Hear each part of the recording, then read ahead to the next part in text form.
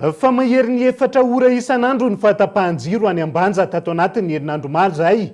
Manaitra ny tompona andraikitra hijery vahaolana mahakasika izany ny solombavambahoaka voafidy tany an-toerany.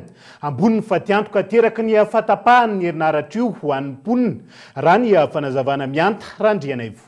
Tsy ny eto Antananarivo ihany mijaly noho ny fahatapahan'ny herinaratra lavareny any amin'ny faritra maro ankehitriny. Ny any amin'ny distrikana Ambanja ohatra, tanàna maro no miaina anatin'ny fahatapahan-jiro mandritra ny ora maromaro isan'andro. Izany hoe zany any Ambanja aloha tena sahirana amin'izao fotoana mikasiky délestage any an-tampon-tanàna Ambanjavily zany.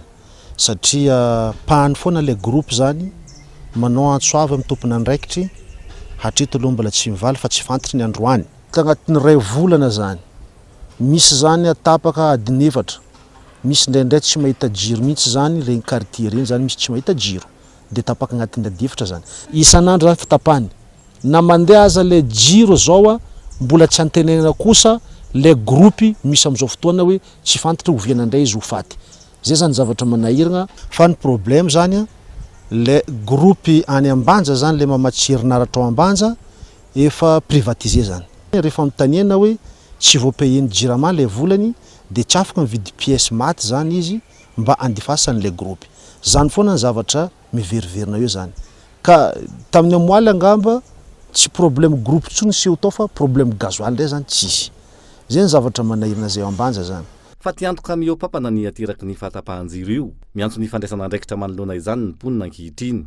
Zay zavatra tena mampalelo aminany ange le farim-piainan'ny vahoaka mihitsy zany manjary simba satria amin'ny any zany saky moron-dranomasina ka be dia be zany le trondro conservé agnatin'ny regny vatam-pangatsiahana regny de simba tanteraka zany am'izao fotoana. Zay ny zavatra tena mampalelo zany hoe tsy vitan'izany le fidiram-bolan'olo koa zany amin'ny lafiny zavatra rehetrarehetra mikasiky jirama zany tena potiky daholy am'izao fotoana.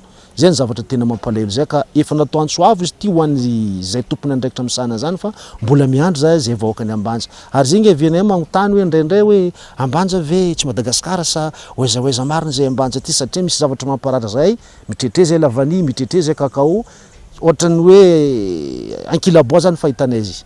Ka eto zay mbola manetra ny tompony andraiky hoe jerevo ankaiky io rarahany jirama io fa tena manahirana zay io mikasiky rarahany jiro zany ao an-tampon-tanàn'ny Ambanja. Ankilany, tokony atao mangarara ny fifanarahan'ny sehatra sy miankina amin'ny tantanan'ny herinaratra any an-toerana sy ny jirama ahafahana mamantatra ny tena olana sy ny vahaolana tokony ho raisina raha ny fanazavana trany.